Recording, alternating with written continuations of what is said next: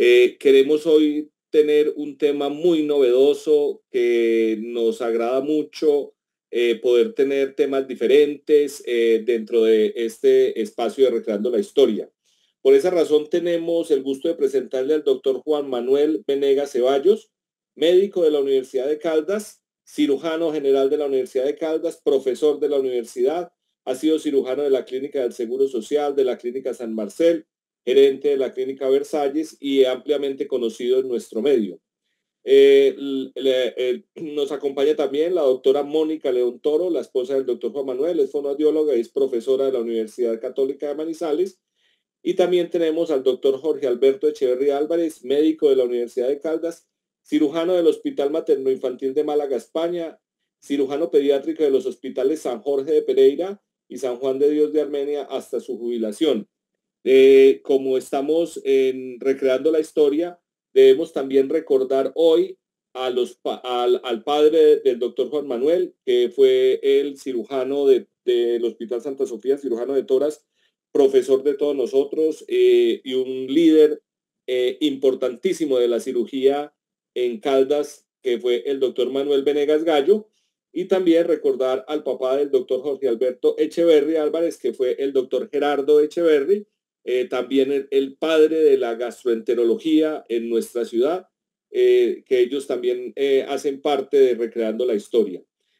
Doctor Juan Manuel, es todo suyo para que comencemos la charla. Cuando empezamos a hacer la manera de preparar esto, nos dimos cuenta que hablar de 3 o 4 mil fotos y videos que teníamos era absolutamente imposible y se volvía una cosa eterna, muy cansona. Y decidimos entonces más bien hacer esta especie de conversatorio aquí entre nosotros tres e irles mostrando las fotos detrás a ustedes. Si en algún momento con alguna foto tienen alguna curiosidad, pues nos avisen y nosotros les estamos contando. Vamos a ir hablando generalidades del viaje, generalidades del motociclismo y en la medida que vayamos avanzando, pues sí, iremos hablando sobre los sitios más interesantes del viaje, etcétera. Entonces quiero empezar hablando por la afición al motociclismo. Entonces le quiero preguntar a Jorge, ¿desde cuándo está usted aficionado a las motos? Yo realmente no sabía que usted montaba en moto hasta hace un par de años que nos juntamos para esta aventura. Juan, mi primera moto fue a los 17 años.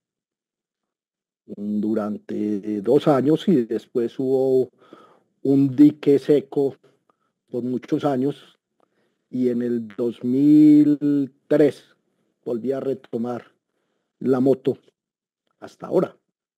Ajá. Yo tengo una historia parecida. Nosotros desde muy chiquiticos tuvimos moto porque mi mamá era una señora muy avanzada en la ciudad y se compró una moto cuando pues, las señoras no montaban en moto en esa época. Y por supuesto que una señora con moto, pues los hijos inmediatamente se suben a ella. Entonces yo tengo moto, digamos que aprendí a montar moto con mi hermano Felipe desde que teníamos, ¿qué? 10, 9, 10 años. Estuve montando en moto y usando motos hasta el rural más o menos. Y después, como dice usted, viene una época en que uno abandona la moto, tal vez por el estudio, el matrimonio, las ocupaciones. Y finalmente hace como 7 años nuevamente me compré una moto y empezamos a viajar con Mónica, mi señora, por todo Colombia. Y de ahí resultó pues la afición. La siguiente tema que quiero que nos encarguemos de contarle a la gente es por qué un viaje hasta Ushuaia. ¿Por qué a Ushuaia, doctor Echeverry? ¿Por qué ir hasta Ushuaia en moto? A ver, yo creo que cuando está uno en el medio de la moto, empieza a encontrar ciertos iconos donde hay que ir en moto. Para los europeos es ir a Cabo Norte a ver la aurora boreal y para los norteamericanos es la ruta 66 y en el mundo hay una ruta excepcional que es la ruta 40 de Argentina que tiene casi 5.000 kilómetros que va de norte a sur y uno de los sitios íconos para los moteros es Ushuaia, que es el sitio más extremo que puede ir uno en el continente sur en 2 ruedas o en 4 ruedas. Correcto, es el sitio más lejano al que se puede llegar en moto, es el sitio más austral del planeta donde se puede llegar por carretera. Yo también podría anotar otra frase del escalador que llegó al Everest por primero, sin Edmund Hillary, que le preguntaban que por qué subió hasta el Everest y simplemente respondió porque está ahí. O sea, es un reto. Y para los moteros, pues en Sudamérica no hay reto más grande que ir hasta Ushuaia, que está en Tierra de Fuego, pues en la punta de la Argentina, después de la Patagonia. Había otros sitios que yo quería conocer, o que queríamos conocer en el recorrido, que básicamente son conocidos para todos y que había que conocer, como son Machu Picchu en el Perú, las líneas de Nazca en el Perú también, el Salar de Uyuni, que es el salar más grande del mundo, que se localiza en Bolivia. Queríamos recorrer la carretera austral de norte a sur. Desafortunadamente, por cuestiones climáticas, no recorrimos sino una parte, En Chile. esa localizada en Chile, y finalmente la Patagonia Argentina. Digamos que todas estas eran cosas que queríamos conocer en el viaje, pero nos aparecieron muchísimas otras, como por ejemplo esas ruinas que estamos viendo ahí, que son en Trujillo, Perú, que son llamadas Chan Chan, de las que no conocíamos nada y que nos encontramos de sorpresa cuando estábamos allá, que son de un tamaño y de una importancia similares o mayores a las de Machu Picchu. Bueno, quería también, y me contaron, pues me pidieron el favor de que habláramos un poquito para las personas que no son motociclistas, de qué tipo de motos y de qué tipo de cosas son las que usamos. Entonces, la primera discusión sería, o la primera pregunta sería, ¿cuál es el tipo de moto más adecuada para hacer este tipo de viaje? La realidad es que la mejor moto para hacer un viaje es la que tiene uno, no es otra. En estos viajes encontramos gente en motos muy pequeñas y en motos muy grandes, pero la realidad es la moto que uno tiene es la mejor.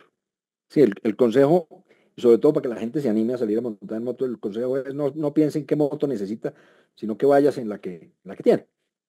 Sin embargo, hay unas motos que son las motos trail, como las que nosotros tenemos, que tienen algunas características que facilitan este tipo de viajes, como son una posición de manejo relajada, una altura libre al piso, o sea, la distancia que hay entre el piso y el motor de la moto, que esté por encima de unos 20 centímetros para evitar que se golpee cuando la carretera no está muy buena, ruedas de gran tamaño precisamente también para las carreteras malas, y buena capacidad de carga, porque uno finalmente tiene que llevar algo de equipaje.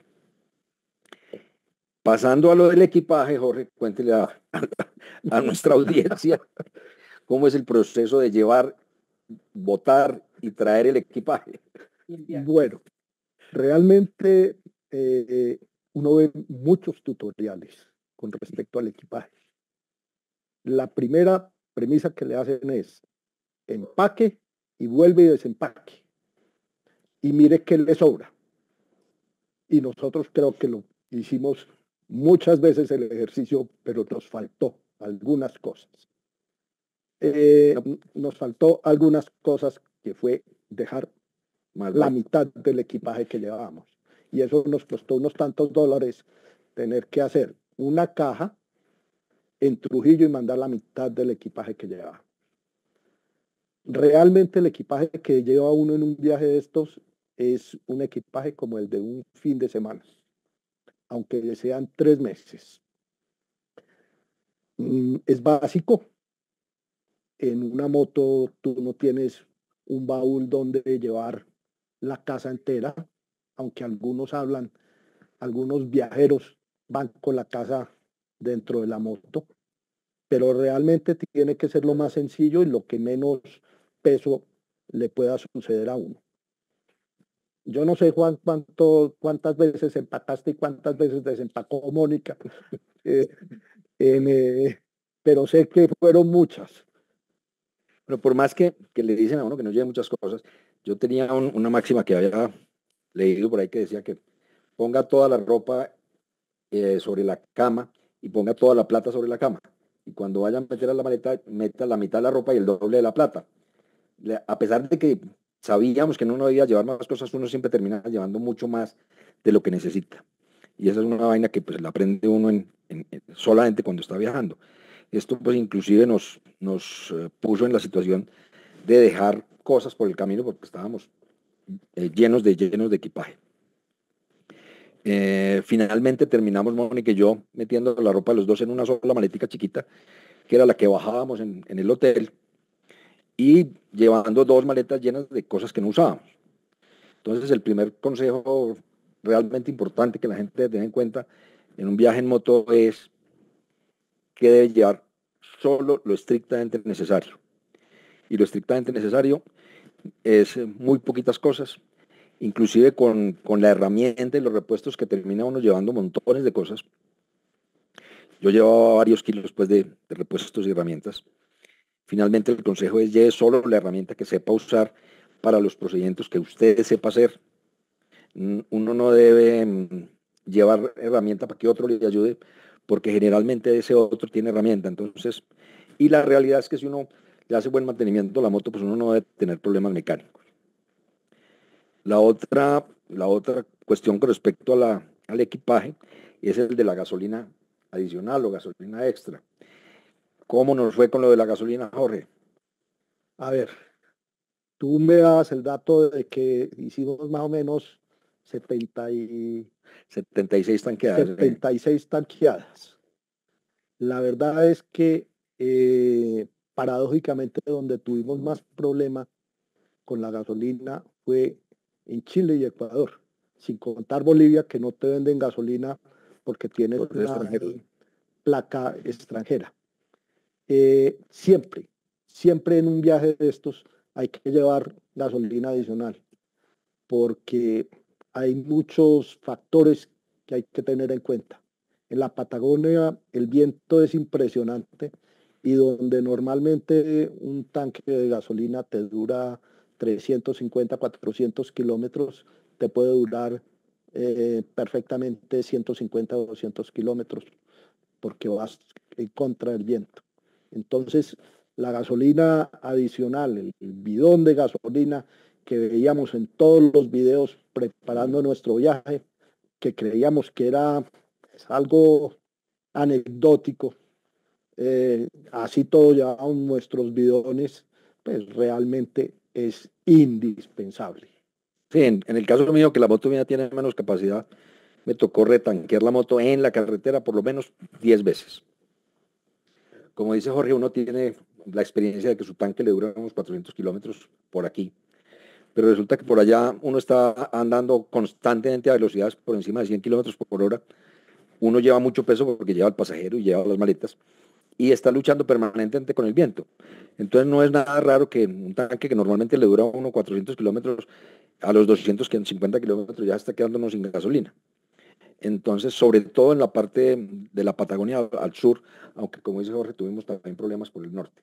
En todas partes, porque hay sitios donde usted encuentra distancias de que el próximo pueblo está a 300 o 400 kilómetros. Si llegamos a tener un recorrido, me acuerdo del pueblo de Perito Moreno íbamos rumbo hacia Bariloche, en el cual en 320 kilómetros no encontramos una estación de gasolina. Ya que Jorge lo mencionó, voy a dar esos datos aquí. Tengo 3 daticos de nuestro viaje. Nos tomó hacer el recorrido de 22.500 kilómetros. Sin contar los tramos en ferry. Sin contar los tramos náuticos. Nos tomó 84 días. Estuvimos uno más o uno menos en 60 hoteles o Airbnb y cruzamos la frontera unas 32 veces. Hicimos 32 aduanas. 32 aduanas, sí. Y como les decíamos ahorita, calculamos que tanqueamos la moto aproximadamente unas 76 veces. Bueno, ¿cómo, cómo llegamos a hacer el plan de viaje? Cuéntenos, a ver, contémosle a la gente, Jorge, cómo desarrolla un viaje de 22.000 kilómetros y de 90 días. Normalmente los viajes que uno hace son de 8 días y uno reserva uno o dos hoteles y se acabó el problema. Bueno, no, yo creo que tenemos que empezar primero por la historia de cuándo empezamos Correcto. hacer este viaje. En el caso mío, en el 2010, con quien era mi esposa, Patricia Gutiérrez, empezamos a cuadrar este viaje. Y entonces era el viaje de jubilación. Este no es un viaje que se cuadra en 8 días ni en 15 días. Y desde en el 2015 Patricia murió, pero el viaje seguía ahí latente, latente. Hacia el 2018 empecé a hacer una ruta provisional, intentando inicialmente regresar por el Amazonas, eh, pero bueno, es una ruta bastante agreste y de muchísimo tiempo. Y decidí que me iba. Después de la pandemia, yo me iba en el 2020, con la pandemia se suspendió el viaje. En 21 no habrían fronteras en lo que era Chile, Argentina seguía cerrado. La verdad fue que yo me iba en el 22 y una de mis compañeras de hospital, la doctora Isabel Melo, estaba preocupada porque yo me iba a ir solo. Y un día en quirófano se encontró a Juan y le preguntó: doctor, ¿usted que monta en moto ha pensado ir a Ushuaia? Yo, sí, yo voy a ir a Ushuaia. Es que le tengo un compañero. Y pues ahí nos pusimos en contacto nuevamente Juan y yo, que éramos compañeros de universidad, y empezamos a diseñar nuevamente el viaje y la ruta. Nuestro viaje tenía el nombre Disección Andina, y Juan puede dar la explicación de Disección Andina. A ver, resolvimos, inicialmente el viaje era mucho más largo. Llegamos a recorrer la Pampa Argentina, y vamos a subir hasta Buenos Aires, a Río de Janeiro, pero eso generaba un aumento muy importante en tiempo y dinero. Y decidimos reducirlo a solo los Andes, que entre otras cosas es la parte más bonita, pues, de todos estos países. Entonces decidimos que íbamos a viajar por los Andes, y buscándole un nombre al proyecto, pues ya que nosotros los dos somos cirujanos, pues decidimos que íbamos a hacer una disección de los Andes en nuestras motos, y ese fue el nombre, pues, del proyecto. Y la ruta la diseña uno hoy en día. Afortunadamente hay muchas formas de buscar información, y el internet está lleno de videos de viajeros que han recorrido los mismos sitios que uno va a recorrer. Se encuentran, no, las reservas de los hoteles son tremendamente fáciles de hacer. Encuentra uno hostales, encuentra uno Airbnbs, y pues arrendamientos, pues, por días. Hay información sobre los sitios que uno va a conocer, sobre los sitios bonitos, sobre los pasos en ferries que estamos viendo ahorita.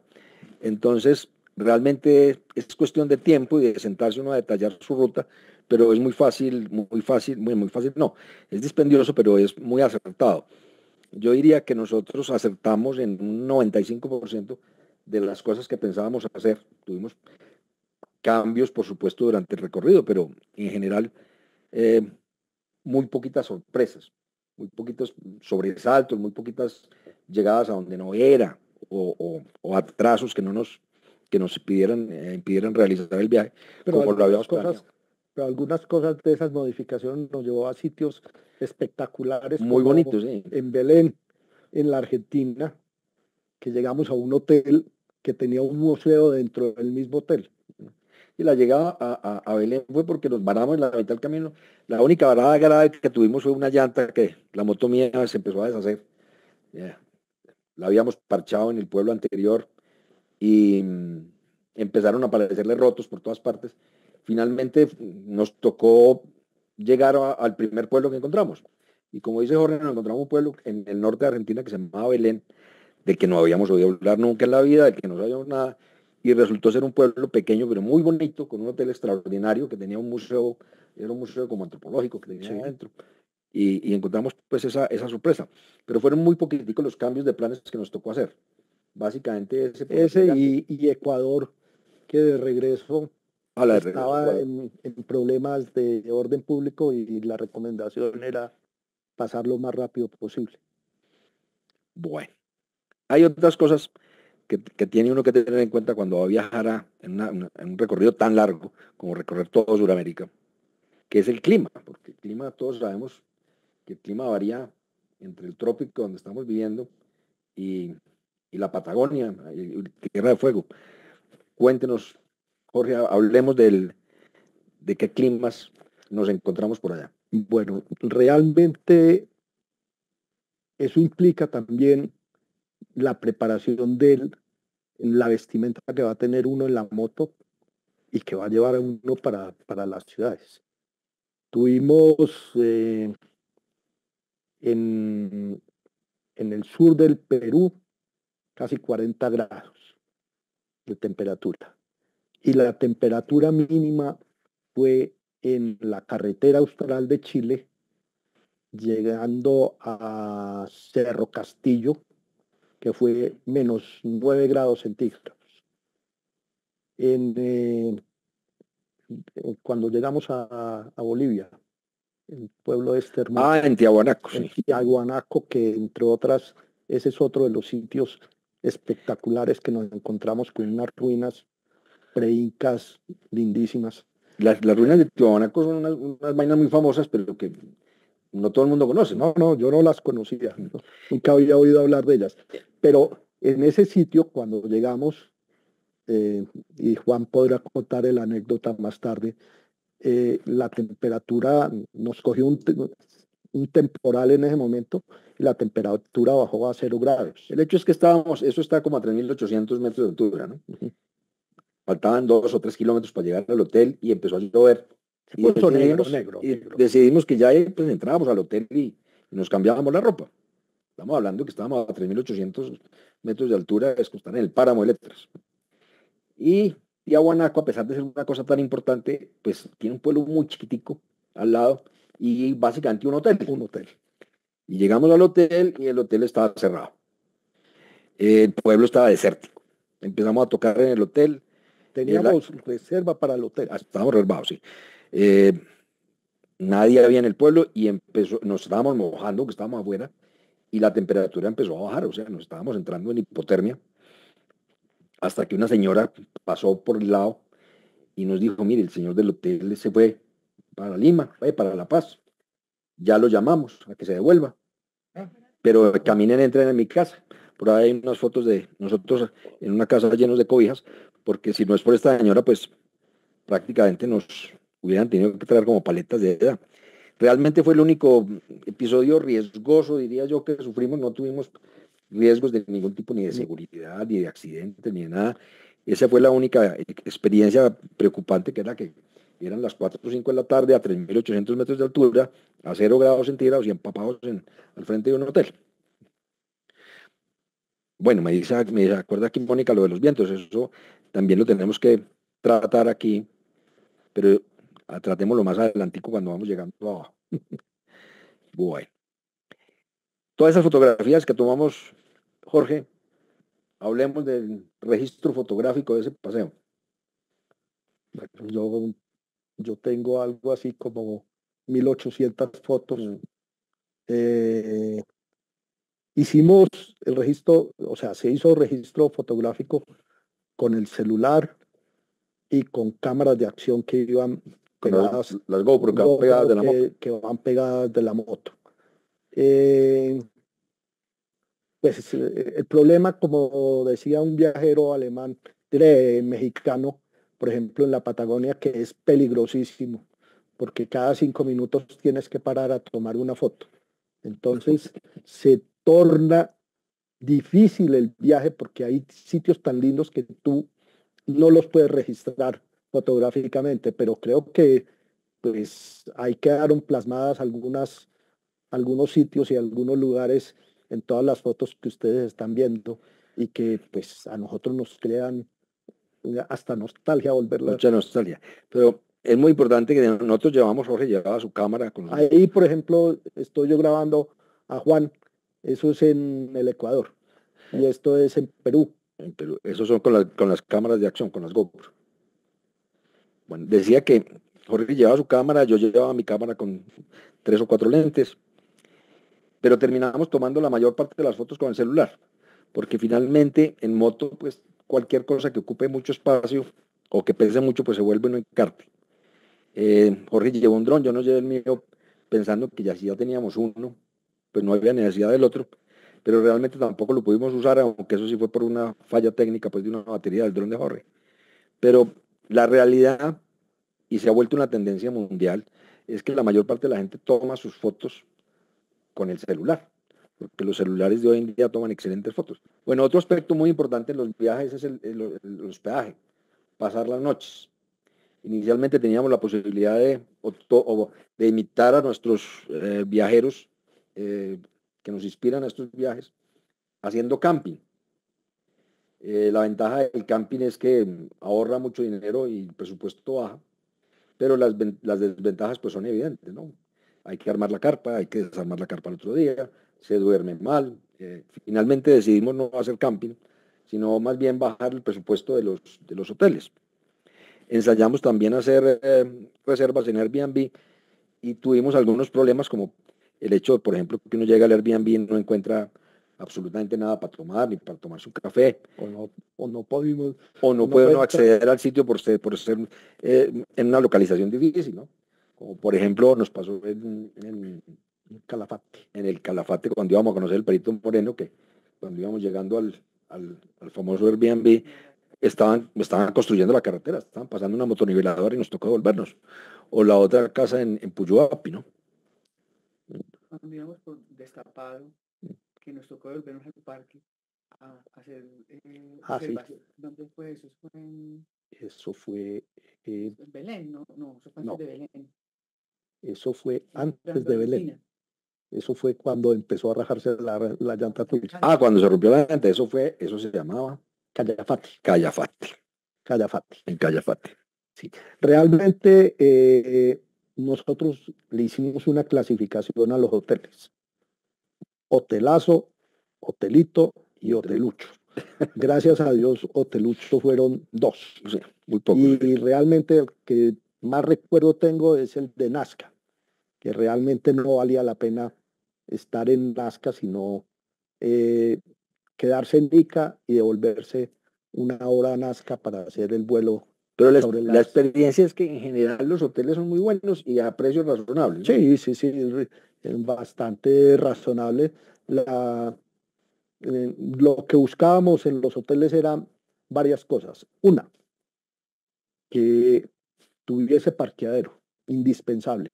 2, tener desayuno. Y una cosa, pues, que el agua caliente. Pero uno ya viajando valora tanto, o sea, no le importa la calidad en sí del hotel, sino que tenga una buena cama con unas buenas sábanas y un buen baño. Descansé, me bañé y volví a salir. Se adapta uno mucho, baja uno una cantidad de niveles que realmente no se Sí, uno realmente no busca las estrellas, sino la comodidad. Y sobre todo que la localización también es muy importante. Sobre todo que para 90 días de hotel pues es absolutamente imposible meterse en hoteles sofisticados y costosos porque no hay presupuesto que aguante. Pero uno termina adaptándose, eso es una cosa linda del viaje. Uno le baja a muchas cosas, expectativas que tenía erradas, se adapta muy fácil. Y yo le digo a mis compañeros en la clínica que en ciertos los sitios dormimos en pueblos que se veían tan feos que en otras épocas yo no hubiera ni bajado a la ventana del carro para preguntar dónde estábamos. Y terminamos durmiendo ahí porque finalmente los kilómetros exigían que descansáramos y encontramos unos hoteles muy buenos en esos sitios que no tuviéramos ningún problema. Bueno. Queda otro aspecto importante que en este sistema Jorge nos puede ayudar más, y es en lo de la documentación y en los seguros y en los documentos que hay que llevar para un viaje de estos. Bueno, para un viaje de estos es indispensable ir muy organizado con respecto a la documentación. Nosotros teníamos varias cosas en esa documentación. No solo era la de las personas, sino la de las motos. Entonces, el primer paso que tuvimos que hacer era una exportación temporal de las motos en Rumichaca. en Ipiales, por si había que mandar las motos de regreso en un avión o en un contenedor, pudiesen entrar nuevamente al país. Sin ese papel era imposible. Siempre hay que ir con buena actitud a los pasos fronterizos. Y la otra premisa es sin afán. Uno nunca sabe cuánto se debe demorar. La verdad es que nos fue muy bien en los la mayoría fronterizos. Creo que el único demorado fue regresando de Chile a Perú, que fue el más largo, nos gastamos por ahí unas 2 horas, y el de Calafate a Puerto Natales en Chile. Pero realmente no tuvimos mucho problema.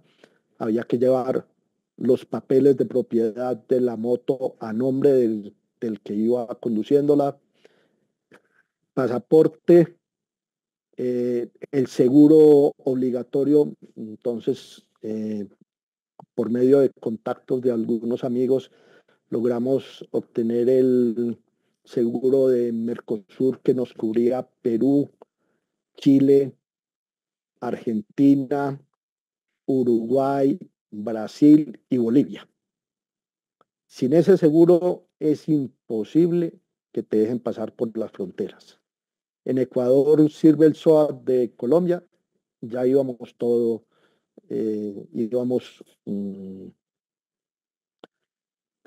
asegurados en ese sentido. Segundo, llevar un seguro médico, muy importante. Nosotros llevábamos un seguro que nos cubría 1 millón de euros en gastos médicos, en repatriación, o sea que íbamos muy bien cubiertos, y llevábamos un seguro, el seguro de nuestras motos, que era a todo riesgo, que nos cubría todos los países que íbamos a recorrer. En el caso mío era de Suramericana y no teníamos ningún problema. Realmente en las fronteras nunca tuvimos problema. En la frontera en la que primero nos dijeron abra la maleta fue pasando de Bolivia a Argentina, y cuando nos iba a abrir la maleta preguntó: ¿ustedes qué hacen? Y no, Juan es cirujano general, yo soy cirujano pediatra. Abra la puerta, listo. Nunca nos metieron la mano en las maletas, absolutamente nada. Realmente creo que nos sirvió nuestra profesión para que no nos esculcaran. El otro mito es el de la policía, sobre todo la policía en Perú, ¿no? Bueno, la realidad, todos hablan de policías. Tengo un gran amigo que me contó que lo intentaron multar en un mismo pueblo. Cuando pasó en un sentido se le olvidó echar gasolina y se volvió a echar gasolina, volvieron a pararlo y a multarlo. Nosotros llevamos sin exceso de velocidad, pasábamos por todos los pueblos a una velocidad prudente, y la verdad es que nunca tuvimos.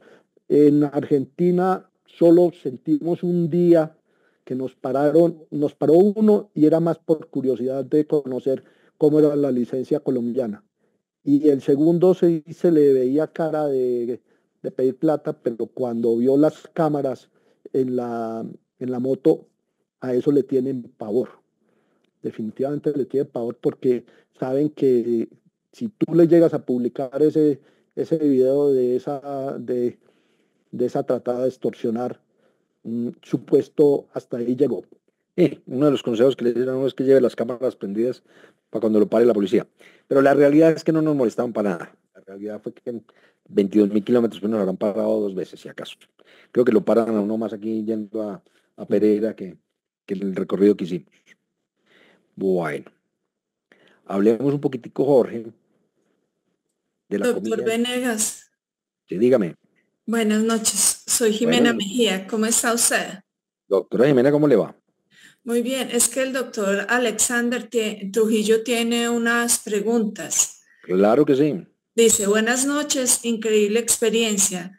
Cuéntenos estadísticas del viaje, kilómetros recorridos, kilómetros por día, juegos de llantas, cambios de aceite, caídas. ¿Qué usaron para los asientos? Saludos. Perfecto. Y yo doctor Trujillo. tengo otra Sí, pregunta que quiero dígame. hacerles, porque ustedes hablan mucho del viaje de ida. ¿Qué pasó cuando decidieron devolverse? La realidad es que el viaje de ida y de vuelta es el mismo, porque no nos devolvimos por la misma parte, bajamos por un sitio y nos devolvimos por otro. Entonces no hubo viaje de ida y viaje de vuelta, sino que fue todo, fue un viaje continuo.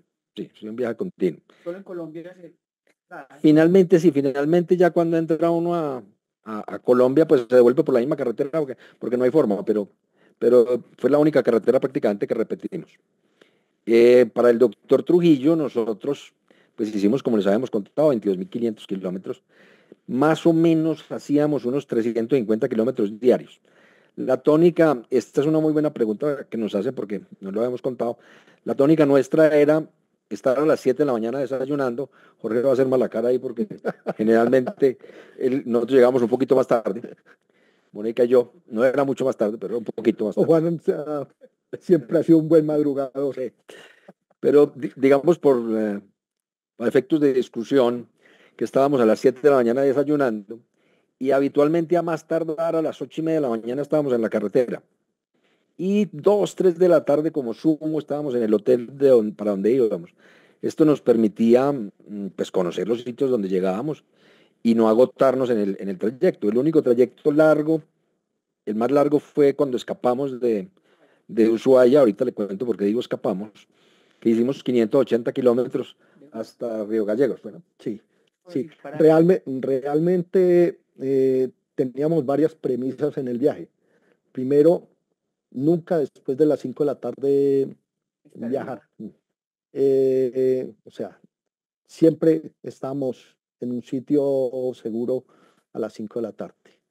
Y en esos recorridos también hay que decir una cosa. Uno hace los primeros 150 kilómetros sin ningún problema, pero a los 150 empieza a sentir uno dolor donde uno se sienta. Entonces, ahí ya había que hacer ciertas paradas para poder descansar. Paramos por lo menos 1 o 2 veces, paramos un poquitico o algo. Y pasados 8 o 15 días, o eso fue mi experiencia, a mí ya yo no me cansaba, ya como que se va acostumbrando uno al ritmo, a los 300 kilómetros. Bueno, no, Juan y yo sí teníamos una característica, era que empezábamos a levantarnos en la moto. Pero entonces, para que sigamos con los datos para el doctor Trujillo, entonces, hacíamos unos 350 kilómetros diarios. Llantas, pues la idea era cambiar llantas una vez, pero yo, como les cuento, pues terminé con una llanta destruida en el viaje hacia el sur. Me tocó cambiar llanta en Argentina. Pero aclara que la llanta iba nueva. La llanta estaba nueva. Ahí está la foto de la llanta. No, esa es la mía. Esa es la suya. Esa es la mía después de 17.000 kilómetros. Bueno, entonces, esa llanta pues me tocó cambiarla antes de que se acabara. Y me tocó comprar una llanta en Argentina, la llanta más cara que he comprado en la vida, porque en Argentina en esa época las llantas estaban muy costosas, eran tan costosas que la gente que vive en las fronteras con Chile pasa a Chile a poner llantas y en la frontera les cobran el IVA si llegan a darse cuenta que compraban llantas afuera. Esa llanta me costó 2 millones de pesos en Chile, la llanta trasera que se me dañó, pero no queríamos cruzar los Andes hacia Santiago de Chile con una llanta que nos pudiera dejar en la mitad del camino. Bueno, hicimos 2 paradas a revisión de mantenimiento. Motos, a mantenimiento. Paramos una en Puerto Varas, en el taller de un motero, era un motero aficionado, pero que tenía su taller muy bien dotado, que nos lo habían recomendado mucho. Un tipo muy querido, que entre otras cosas tenemos una anécdota con él. Una anécdota con el señor, que es un muchacho como de 35 años más o menos. Corredor de rallies, ingeniero mecánico. Bueno, el cuento fue que Mónica se quedó en el hotel y Jorge y yo fuimos cada uno en la moto a hacerle el mantenimiento. Y después de un rato conversando con él, yo le digo al tipo, no, yo vengo con esta cadena más acabada porque yo vengo con la señora. Y entonces el tipo se sonríe. Y entonces digo, ¿y por qué se ríe? Y no, yo pensé que ustedes 2 eran pareja. Entonces eso nos causó mucha risa. Ese fue un mantenimiento en Puerto Varas, es en Chile. No, en Puerto Varas, Chile. Y el otro mantenimiento lo hicimos en Lima, en un almacén ya en un taller de KTM, muy buen taller también, donde nos hicieron pues en el caso mío, cambio de cadena y de kit kit de arrastre, se llama esa vaina. Y a Jorge le hicimos el mantenimiento general de la moto. Debemos decir que tuvimos muy poquiticos problemas mecánicos.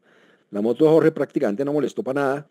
Se le rajó el frasco de líquido de frenos, que lo arreglamos con masilla epóxica, y eso fue todo lo que molestó. Y la moto mía presentó lo de la llanta y el freno delantero, el émbolo que se ensuciaba y se empezaba a trancar. Y lo otro fue lo de la cadena. La moto de Jorge usa cardán, entonces no tiene problema de cadena. La cadena mía se me acabó antes de lo que yo pensaba. Básicamente porque tampoco tuve en cuenta el hecho de que iba con una moto pesada, que íbamos a más de 100 kilómetros por hora permanentemente, y que estábamos luchando contra el viento. Entonces la cadena pues duró mucho menos de lo que yo había calculado. Pero esa me la cambiaron en Lima sin ninguna dificultad. ¿Qué otras dudas tendrá el doctor Trujillo? ¿No? El libro de caídas. Bueno, caídas. Nosotros cruzamos una zona que se llama Los 73 Malditos, que es una zona de carretera destapada en la Patagonia Argentina. Y son 73 malditos. Son 73 malditos porque es una carretera destapada, pero es recubierta de piedra redonda. Entonces, cuando los carros pasan, dejan dos huellas, y a los lados de las huellas quedan unos montículos de piedra redonda. Si uno en la moto se sube al montículo, es una caída fija. Es un montículo de unos 25 30 centímetros. Sí. Entonces uno tiene que ir buscando la huella. Juan escribió algo muy simpático con respecto a eso. Entonces yo después escribí un pequeño escrito donde me acordaba de la insistencia de Jorge en seguir la huella. Bueno, el hecho es que si uno no seguía la huella, y a veces la huella desaparecía. Entonces, en ese sitio Jorge tuvo una caída. La caída más suave que he tenido en mi vida es sobre un colchón, porque primero va uno a muy poca velocidad y realmente lo que pasó es que la moto se enterró en esa piedra de canto. Entonces, pues nada, fue una cosa muy sencilla. Y la otra caída que tuvo Jorge fue en una curva. ¿Dónde fue eso? En Perú. Una curva hacia Ayacucho. Había unas curvas sobre las que bajaban unas corrientes de agua, y la que cruzamos era una vaina de 10, 20 centímetros, si acaso, que no se veía la moza. Cuando yo pasé, yo sentí que la rueda trasera se me fue, pero no me alcancé a caer. Y 2 segundos después yo oí un grito de Jorge, y yo pensé que estaba gritando para contarme pues que mi moto se había, y resulta que era que se había caído. Muy raro porque fue un pavimento como muy liso. Sí, era lamoso, era totalmente lamoso. No hubo ninguna consecuencia. Fueron esas 2 caídas, y el resto fueron caídas a 0 kilómetros del peso, pues básicamente por el peso de la moto. A mí se me cayó un par de veces. Jorge se le cayó un poquito más porque la moto de Jorge pues es más grande y más pesada. Pero no tuvimos ningún accidente de lamentar, pues. No las tengo aquí. Bueno, acá tienen otras preguntas, doctores. Claro que sí. Bueno, entonces les pregunta, algo que ustedes ya habían mencionado, pero creo que aquí hay más detalle. Dicen, ¿nos pueden contar sobre las motos, marca, modelo, cilindrada, equipamiento, accesorios básicos e indispensables? Y una vez les voy a hacer la otra pregunta que llega, y dicen, ¿volverían a repetir esta aventura? Y de ser así, ¿en qué la modificarían? A ver, con respecto a las motos, mejor yo empiezo por ahí. Jorge tiene una BMW GS 1200, que es la moto más vendida para este tipo de viajes. Es la reina pues de las trail, la llaman. Es una moto absolutamente excelente. El único pero que tiene es el peso, que es una moto pesada. Y entonces pues ya en la de uno el peso empieza a ir en contra de uno. La moto mía es una moto que yo cambié. Yo tenía una Versys 1000, que es una moto también grande y pesada. La cambié por una KTM 890 de 890 centímetros de cilindrada. La de Jorge es una 1200, que es mucho más liviana, y en ese sentido creo que me facilitó el viaje, y me produjo el hecho de no haber tenido más caídas. Si repetiríamos el viaje, yo le decía a Jorge hace un rato que Mónica y yo lo habíamos comentado hace un par de días, Y yo le decía a Mónica, mire, si no es por el hecho de que todavía hay muchas cosas para conocer, yo volvería a hacer ese viaje. Pero pues es un esfuerzo grande económico y en tiempo, y habiendo otros sitios para conocer, eh, pues uno, por ejemplo, estamos pensando en hacer nuestro viaje en el 2026 hacia Alaska. Pensamos mandar las fotos en avión hasta Panamá y subir hasta Alaska y volver a bajar. Pero que si uno lo volvería a hacer, yo diría absolutamente que sí. En ningún momento fue. Tenemos una anécdota con Mónica, que es que cuando estábamos llegando al sur, nosotros le mandábamos frecuentemente durante el paseo motos a nuestros compañeros de la universidad. Y cuando llegamos al sur, uno de los compañeros dijo, bueno, ya llegaron muchachos, pero por favor devuelvan a esta señora en un avión, tengan consideración con esa señora. Y entonces le conté yo a Mónica que mis compañeros la querían devolver en avión y la respuesta de ella fue que cómo así que ella sí iba a devolver en avión, que ella estaba muy contenta en el paseo, que por qué le iban a devolver. La realidad es que pasamos muy, muy contentos. Los paisajes que se ven en la Patagonia Argentina son absolutamente increíbles, son indescriptibles. Realmente la mejor forma de describirlos, la dijo Mónica otra vez aquí, cuando una vez que íbamos viajando por una zona de esas, me dice, tanta belleza y solo dos ojos para verla. Y es la realidad. Las fotos, por más bonitas que queden, no le dan a uno la misma retroalimentación y sensación de estar allá en esos paisajes. Son unos paisajes absolutamente enormes. Nosotros aquí vemos, no sé, vemos unas montañas que están a 2 o 3 kilómetros, y uno cuando está en la Patagonia Argentina ve montañas que están a cientos de kilómetros. La palabra inmensidad quiere realmente significado cuando uno está por allá abajo. Bueno, sigamos, Jorge, aquí con un aspecto un poquito más agradable. Hablemos de la comida durante el viaje. ¿Qué comida por allá le gustó, no le gustó? No, yo creo que la verdad es que nosotros teníamos una rutina diaria. Era un muy buen desayuno. En, en, en la rodada, algo liviano para que no produciese sueño, aunque a las 12 del día siempre había la crisis de sueño. Y hacíamos un almuerzo, comida muy buena, sin escatimar absolutamente nada. Entonces creo que todos íbamos con la idea de perder algunos kilos, lo cual no logramos. No logramos. Y la comida es indudablemente la comida en Perú, la comida de mar, pues los mariscos y los ceviches son absolutamente extraordinarios. Y la carne en Argentina es una cosa loca, pues uno aquí no prueba un pedazo de carne como los que se come por allá. De Perú, se llamaban, o Ecuador, los picados que hacían con cebolla me encantaban. Que nosotros pedíamos mucho, El lomo saltado. El lomo saltado. con la cebolla. En Perú. Realmente no, la comida pues a mí me sorprendió. En Chile la comida es más común y corriente, y en Ecuador tampoco pues nada especial. En todas partes muy buena, comimos muy bien, pero que uno dijera extraordinario, en Perú y en Argentina. Bueno, ¿cuál sería para ustedes, incluida Mónica ahí, la ciudad más bonita de las que recorrimos? Eso me parece muy complicado, porque yo le decía a Juan Manuel, cuando nosotros íbamos, yo tomaba fotos, y cuando llegaba por la noche, yo las miraba y tenían 40 igual, y las miraba iguales. Y decía, en el momento que yo las tomé, para mí era lindo, era hermoso, y cada vez le veía una cosa diferente, la nube, la montaña, el nevado, el guanaco que se cruzó, espectacular todo. Entonces sería muy difícil, para mí sería muy difícil decir, porque todas tienen su encanto, todas muy lindas dentro de su... Yo creo que es que uno tiene que ir diciendo, en Ecuador, por ejemplo. Sí, le tocaría. Para mí, en Ecuador, Cuenca. Cuenca, estamos de acuerdo. Sí. En Perú, Trujillo y Arequipa, por supuesto. Arequipa.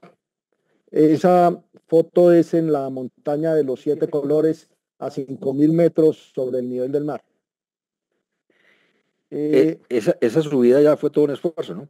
A uno lo dejan como a 4.000 metros en el camino, y uno tiene que subir no sé cuántos kilómetros, la que decía que son 10 kilómetros. no sé, pero en su altura, En mire, todo caso, uno sube absolutamente exhausto a los 5.000 metros y llega la uno muerto. respiración, la respiración. Pues, Bueno, esa es la montaña de los 7 colores, es espectacular. entonces la ciudad más bonita. No es No, Coahuila. o sea, realmente en cada sitio va encontrando uno. En Chile, por ejemplo, Puerto Varas. Puerto Varas es un pueblo alemán espectacular.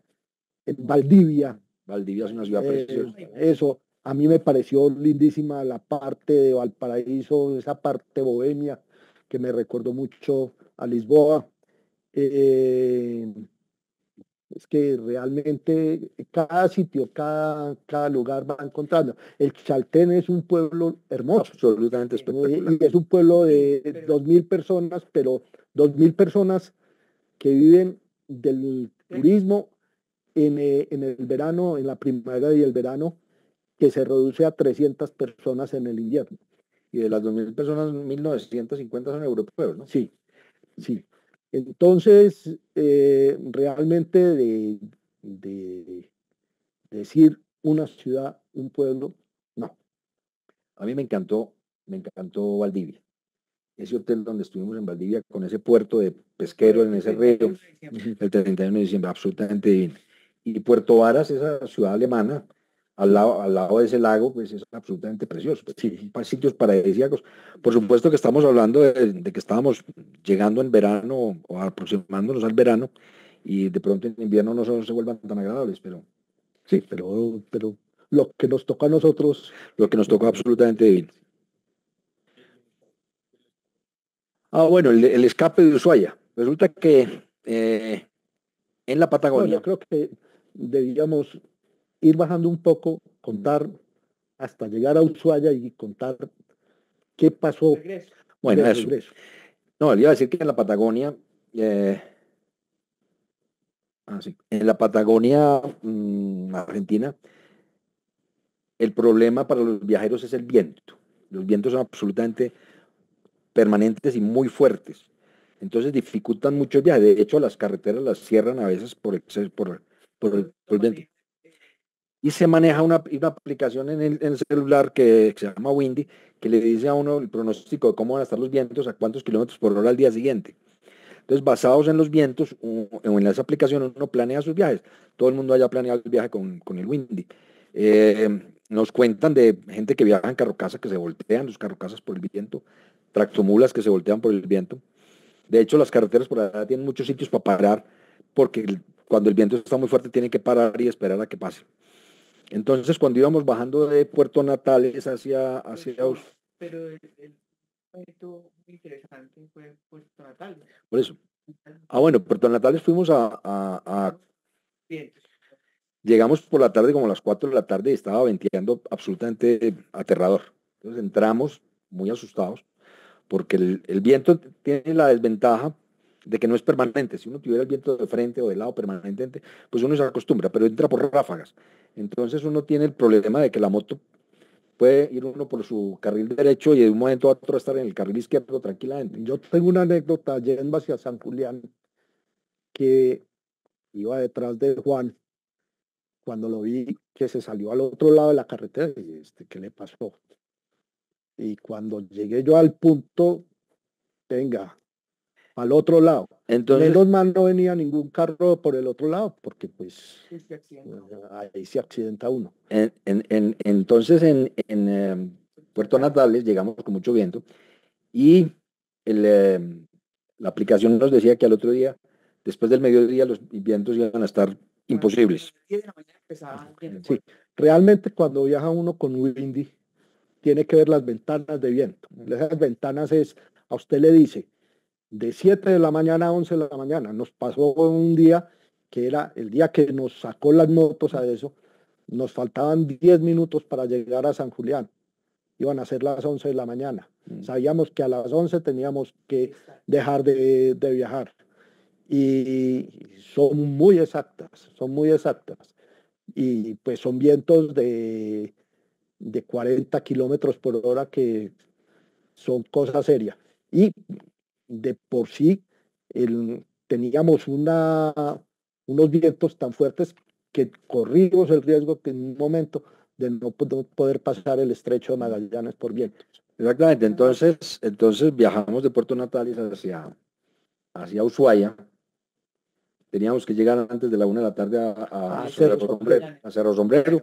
El hotel más caro que hemos pagado, que pagamos, y era de contenedores. De contenedores. Y llegamos, muy bonito, llegamos a Ushuaia y al otro día pensábamos quedarnos 3 días en Ushuaia y nos pusimos a mirar la aplicación. Bueno, fuimos a contratar unos tours marinos, los llevan a uno a conocer los pingüinos y todas estas cosas. Todo estaba cerrado por el viento. Entonces nos pusimos a mirar la aplicación y los siguientes 3 o 4 días los vientos iban a estar imposibles. Entonces decidimos que nos íbamos a tocar quedarnos encerrados en un Airbnb viendo nada porque no había forma de hacer ningún paseo. Y al día siguiente había una ventana de vientos hasta las 11 de la mañana. Hasta las 11 de la mañana. Y por eso escapamos como le digo yo, escapamos de Ushuaia. Porque si nos quedamos allá, pues nos hubiéramos quedado de pronto una semana encerrados. Estuvimos 24 horas. No alcanzamos a estar 24 horas. 24 horas. Entre otras cosas, Ushuaia es un pueblo muy bonito. Pues es una ciudad muy linda, es un puerto muy bonito. Bueno. ¿Alguna otra pregunta? Yo creo que estamos ya cumpliendo como nuestro horario asignado.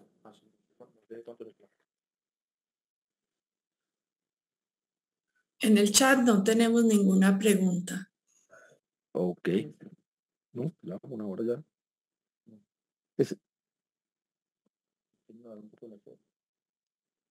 Eso es en Puerto Varas. Ese es en Puerto Varas, esa foto es en Puerto Varas desde el hotel, es absolutamente, es un pueblo espectacular. Todas las casas son en madera, así de estilo alemán.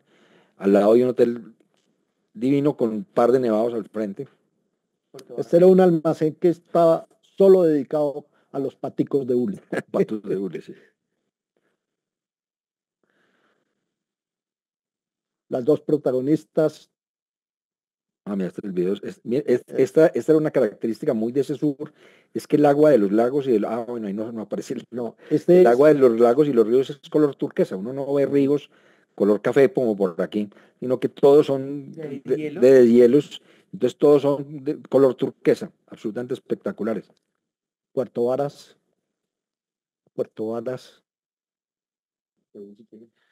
Bueno, entonces agradecemos mucho a la academia que nos ha invitado, al doctor Campo Elías, al doctor Villegas que nos invitaron a esta reunión. Si tienen alguna otra pregunta antes de que nos despidamos, pues. Bueno, primero quiero pues agradecer al doctor Venegas, a Juan Manuel. Creo que y les voy a contar un poquito pues de pronto de esta solicitud que le hicimos a él. También pues saludar a nuestro querido doctor Jorge Alberto.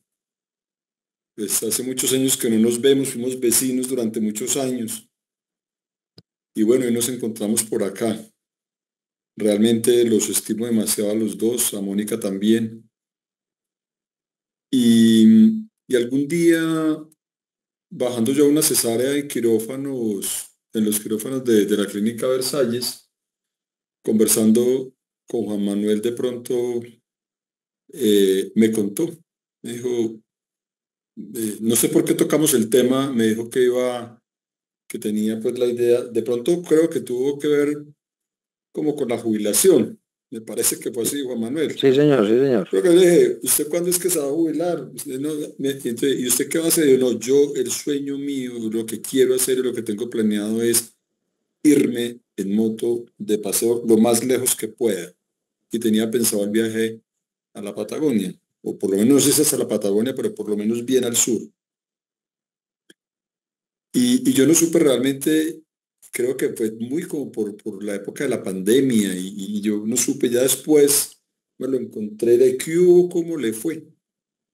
Y me contó pues del espectacular del viaje y creo que ahí pues como que nos surgió como esa idea de contarla, porque yo creo que nosotros y sobre todo estamos siempre tan expuestos al estrés, al trabajo. Creo que muchas veces nos esclavizamos mucho con el trabajo. Bueno, creo que es nuestra vocación, pero Pero finalmente creo que uno necesita de tener unos espacios y creo que contar esta experiencia, por lo menos para mí, es lo que les he escuchado ahorita y sobre todo la manera como lo contaron, como tan coloquial, me parece que, pues que se cumple completamente el objetivo de esta reunión, como dice, recreando, precisamente recreando la historia. Y creo que sirve también, yo pienso que en este momento los que estamos acá, bueno, yo nunca en mi vida he montado en moto, nunca he manejado una moto más allá de pronto de subirme y caerme nomás.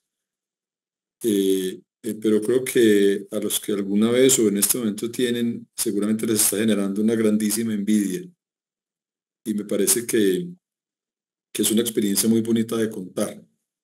Entonces yo les agradezco mucho de verdad.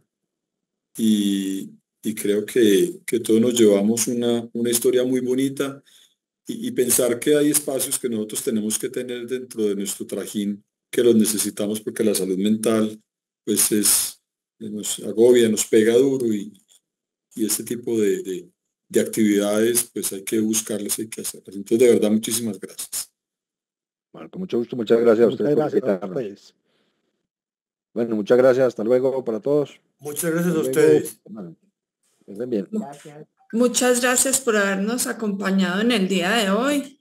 Feliz noche y qué anécdota tan agradable.